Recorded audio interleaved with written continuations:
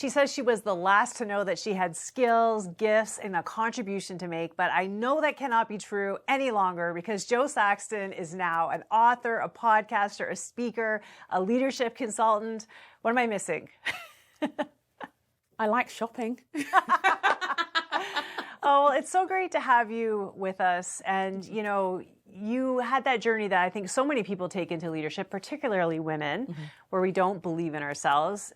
Do you ever have those doubts anymore? Is it done? You've arrived? Oh gosh, I don't think there is an arriving. I would love to tell you, yes, I have arrived and it's amazing, but that would be a lie. So no, I think I just don't take those thoughts as seriously as I used to.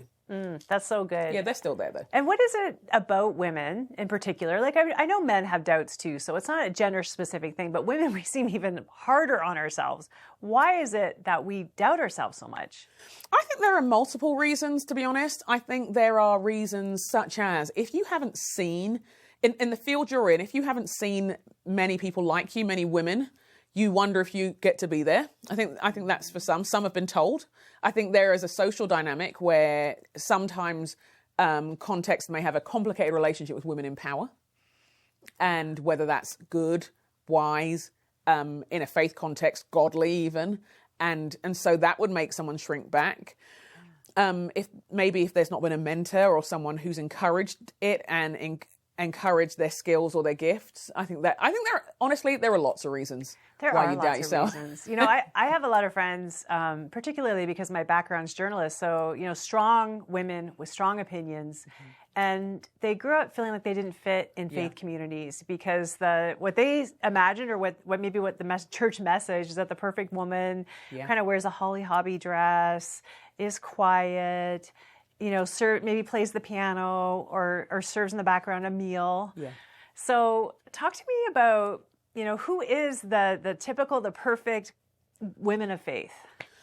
You know, I think the story even begins slightly before they were told what dress to wear. I think that when we look at the Bible and the women in the Bible, we don't often hear their stories. And regardless of denomination, you get to hear Mary at Christmas, which is fantastic, but you hear about her having Jesus. You don't also hear much about her theological insights or understanding of justice that you see in her song. You hear about Elizabeth at Christmas because of John the Baptist. Again, you don't hear about her, how somehow she was able to believe God past years and years and years of disgrace and disappointment. You hear about Anna at Christmas.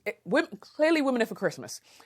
And you hear about her recognizing Jesus as a Messiah, but not the years she spent after 7 years of marriage as a widow and what it meant to be a woman of faith there. But those are their stories. But you don't get to hear often about Deborah. You know she exists, but she's often described as an exception. You don't hear about Huldah in the Bible, who is an advisor to kings. You don't hear much about Priscilla or Aquila and her husband Aquila and their partnership. You don't hear about Phoebe. You don't hear about Shira, who's in 1 Chronicles, who built 3 towns. All of them are women of faith. You don't hear many sermons about the midwives who saved Moses' life and the risk they took. You don't hear much about Moses' mother. And if you hear about them all, you see this vast array of women, different generations, different marital status, different ethnicities, different situations, different gifts, all for the service of the King of Kings, all playing their part of being faithful with what God's called them to do. You don't hear the story, then your understanding of what a woman of faith is defined by the absence of their stories. And the absence of their stories limits us then to an archetype. And an archetype which honestly isn't really that biblical. Yeah, and that narrative of I don't fit. I hear that from so many different kinds of women, but what if we flipped that and said, you know, I'm a different piece than maybe other pieces, but when I represent a woman who's like me, an artistic woman or a leadership woman or a preaching woman, then that opens the door for other people who are like me. Absolutely, because it's not to say, women who love to be based in your home doing a particular thing, you've got to change to this either, because then that just says get out of one mold and let's take you out of your God-given box and shove you into something else. No, it's not that.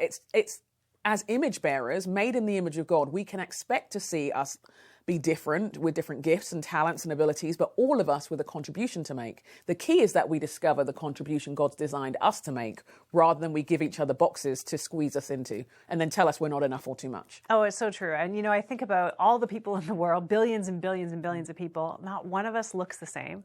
Not one of us thinks the same. Absolutely. Not one of us acts the same. It's got to tell you that God loves diversity. Yeah. But we don't for some reason. And not only loves it, designed it. Yes. Created it, was really intentional about it and thought it was good.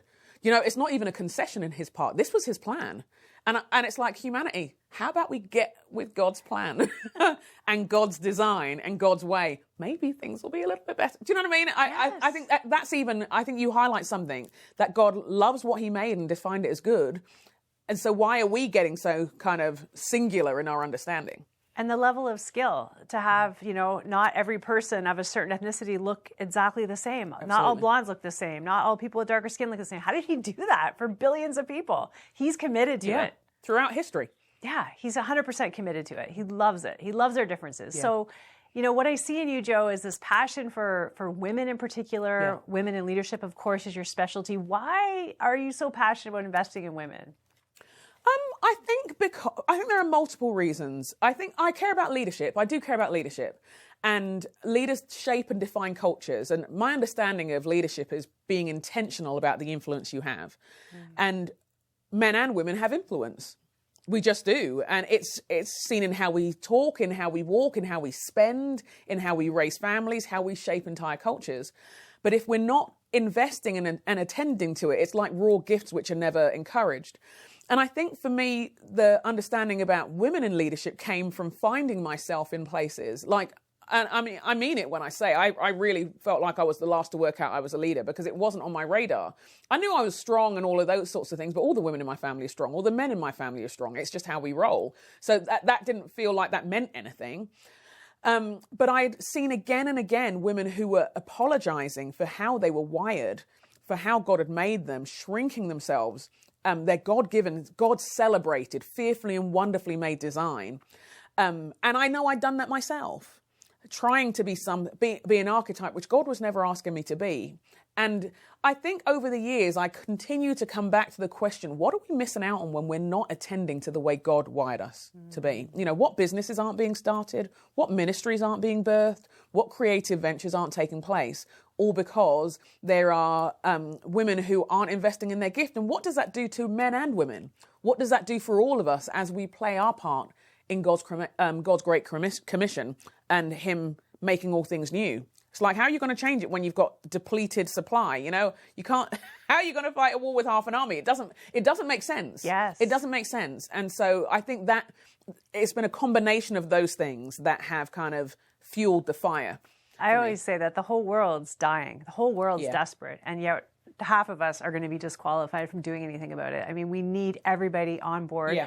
And, there's almost this veneer of false humility that goes over that really is just hiding our insecurities and our doubts about ourselves, right? Where we just say, well, I'm just going to serve. I'm just going to stay here. And it's almost like a holy thing. Totally. I think you've hit on something really important. I think it's common for women to hide their gifts and call it humility. And to minimize their gifts, minimize their calling and call it humility. And I understand it because no one wants to be like, I'm everything. I mean, who wants to be that person who's like, yeah, I've got it going on. But that's not what this is. And actually humility is seeing yourself in the light of how God sees you. If God sees you with a contribution to make for his glory, it's not about us anyway. Where did the humility go by pretending that's not the case? I'm just encouraging us to agree with what God says about us. Yeah. Not to think beyond it, but to step into the fullness of it. Because it's a lot easier to be comfortable, let's be honest. Oh, yeah. Like, it's hard to step out. And it's hard to step out for, I think of women throughout history who have, just because they were compelled by what God was calling them to do, did something that was out of the box for their time and their day. We see it in Scripture. We see it with Mary and Martha.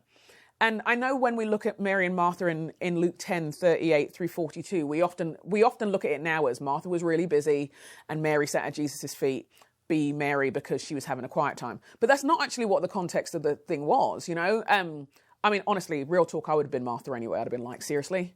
because when Jesus comes, the roofs get messed with, and I don't want anybody saying the snacks are rubbish. So I get Martha. Right. But what Mary was doing was she knew where she was supposed to be. She knew what she was supposed to be doing. But the language there that we see for Mary is the same language that Luke writes in Acts when he's talking about Paul being trained under Gamaliel. It's exactly the same language in the Greek of this language of training. And so so you look at Mary sitting at Jesus' feet, that posture of learning, and it's like, who do you think you are, Mary? You want to learn how to preach like the rest of the guys do? Are you planning on healing the sick or casting out demons or raising the dead? And you've been there. I know you've been there, been the only woman to walk in the room and just sit there and take your place. And people kind of get used to your presence. That's what Mary's doing in that moment. When Martha's taking care of business, slamming doors, wondering when sis is going to help out with the snacks, Mary's in the room engaging with what Jesus is compelling her to do. And out in an out-of-the-box way. And Jesus turns and says, this isn't going to be taken from her. And not because that's a better space to be. She's simply being obedient to what Jesus is inviting her into at that time. And I think throughout history, there have been women who have stepped out of what was expected into the unexpected space where Jesus welcomed them. But it's a really vulnerable thing to do. Yeah. It's a costly thing to do. It can be an isolating thing, for some controversial thing to do. But the question we actually want to ask is, but was it the faithful thing to do? Was it the faithful to the call of God on your life thing to do? And I'm so glad you said vulnerable, because I think a lot of women have tried to step into a leadership role. They've tried to take a risk, and people have criticized them. People have betrayed them. People have not supported them. They've been lonely. How do you keep trying to be faithful to the call of God, to the gifts he's given you, when there hasn't been a welcome and maybe there's been pain and betrayal? I think it's real hard, to be honest. I do. I'd love to say, well, friends, it's going to be all right, but that would be lying. That would be naive and platitudey. I think there are a number of things that are important to do. I think we do have to find our people. And I think we are in a day and age, the privileges of this day and age mean that maybe they may not be physically in the same space as you, but you can connect to them remotely, digitally.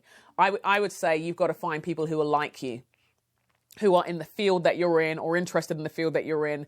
And although this word sometimes feels like anathema, you've got to connect to them in some way, just to know that you're not weird. Listen to the podcasts of the people who are doing the kind of thing you're interested in. Read their books, almost like a virtual distant mentor in some way. But if there are events or, if you wanted to go into business, there are things you'd study.